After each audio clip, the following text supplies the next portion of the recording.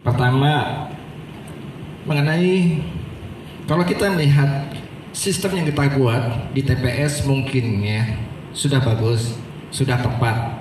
Tapi bagaimana keamanan tentang data selama ini yang kita lihat tentang pemungutan suara dan kita masukkan ke dalam kotak kardus.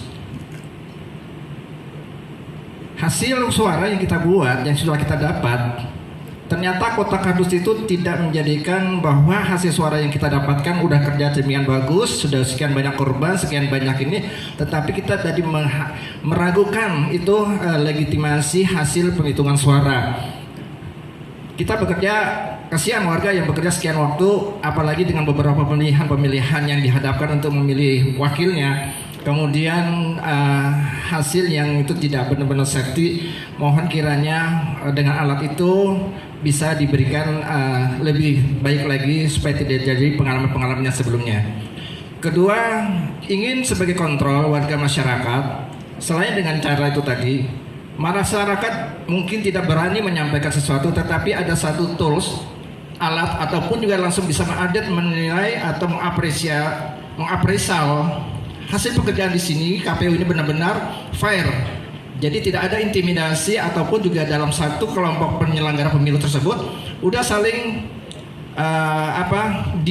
punya skenario tersendiri untuk memenangkan dari beberapa calon yang mungkin yang banyak duitnya tadi itu, kemudian peserta TPS tersebut tidak benar-benar dengan sebenarnya.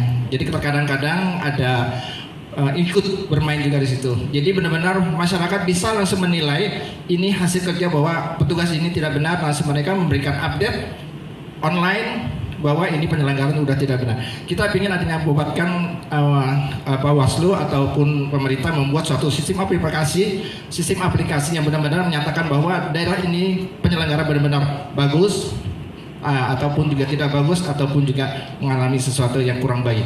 Demikian aja yang saya sampaikan. Terima kasih. Tentang kotak kardus. Nah, teman-teman sekalian, pemilu Indonesia tahun 2019 biayanya murah, ya, dia sekitar 30 triliunan, ya, dalam realisasinya.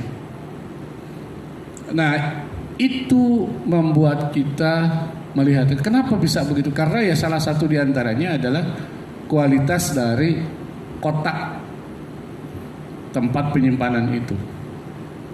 Ketika biayanya murah, kualitas kotaknya juga jadi murah dan mudah dijebol. Ini terus terang aja, karena saya tahu waktu penganggarannya. Nah sekarang kita bikin supaya lebih baik. Biayanya juga jadi lebih tinggi gitu. Sekarang ini perencanaannya sekitar 80 triliun. Ya, tetapi orang sudah hitung sekarang bisa sampai 110 triliun. Dan kondisi sekarang begini. Ini masalah yang sangat rumit, teman-teman sekalian. Ya, karena pemilu yang aman itu biayanya juga mahal. Ya, antara lain biaya pengkotakan itu. Kotak itu kan harus terpelihara dengan baik. Ya, tidak boleh rusak. Harus disimpan di gudang juga harus ada, ya. Kemudian kertas-kertas suara itu juga menjadi arsip untuk pengkajian lagi kalau misalnya diperlukan ada persengketaan dan lain sebagainya, ya. Untuk sampai kepada pemilu elektronik kita belum sepakat. Jadi Indonesia ini bisa guyup, bisa gotong royong, Bhinneka Tunggal Ika yang sering kita banggakan di dalam sosialisasi 4 pilar. Tetapi kalau sudah pemilu, ya, saling tidak percaya satu dengan yang lain. Ya, negara-negara lain itu pemilunya itu bisa berlangsung 2 bulan, 3 bulan. Indonesia harus 1 hari. Ya, itu uniknya Indonesia. Amerika sendiri itu per daerah pindah-pindah, per distrik. Kita harus 1 hari. Harus selesai semua dalam 1 hari. Jadi bisa kita bayangkan betapa berat dan rumitnya pemilu di Indonesia. Ya. Karena rakyat kita dalam hal seperti ini ya itu tidak saling percaya satu dengan yang lain.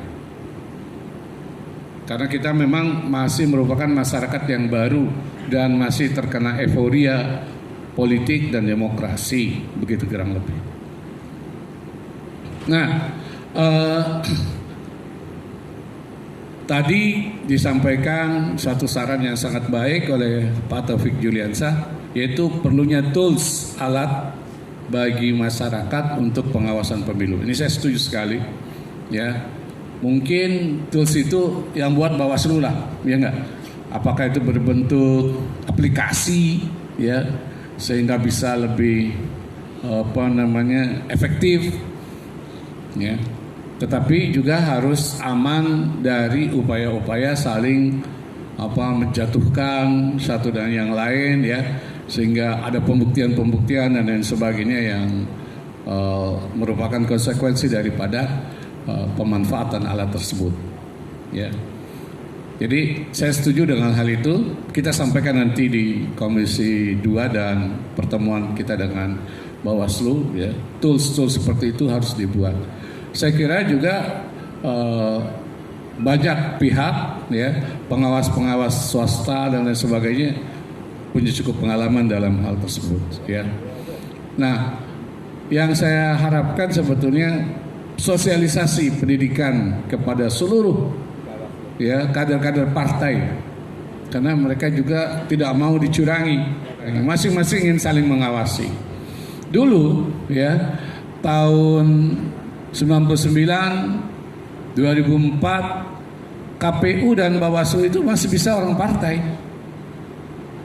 sehingga justru malah saling mengawasi di situ, sehingga lebih aman sebetulnya. Sekarang dengan orang netral, ya, tidak begitu. Jadi netral-netralan gitu. Ya, katanya sih netral, tapi nggak tahu ada kerjasama apa gitu kan di dalam. Jadi ini sangat menyedihkan. Jadi soal keamanan data dan lain sebagainya terkait dengan bagaimana kita memilih komisioner-komisioner itu juga, ya. Yang tadi diceritakan oleh Pak Gali Akbar Tanjung itu terkait dengan pendaftaran anggota partai. Apakah Anda terdaftar sebagai anggota partai di KPU atau tidak? Apakah betul Anda hanya salah satu, cuma satu? Itu bagaimana mengatasinya? Ya, tadi kita sudah bincang juga dengan Pak Gali Akbar Tanjung. Ya, nanti ada verifikasi faktualnya, ya. Itu akan dibuktikan dan nanti KPU akan memberikan formulir, ya, kemana orang tersebut akan memilih. Tapi ya kalau kita lihat, jadi ini kan merepotkan orang lagi gitu kan. Menjadi lolos karena ternyata cukup orang yang menjadi anggotanya. Padahal boleh jadi itu hanya mainan comot-comotan saja dan permainan elektronik gitu. Ini sangat menyedihkan dan ini bisa berpotensi ya keributan-keributan lagi di ranah publik. Begitu. Jadi memang penting sekali tools-tools yang bagus, jangan sampai juga jebol gitu.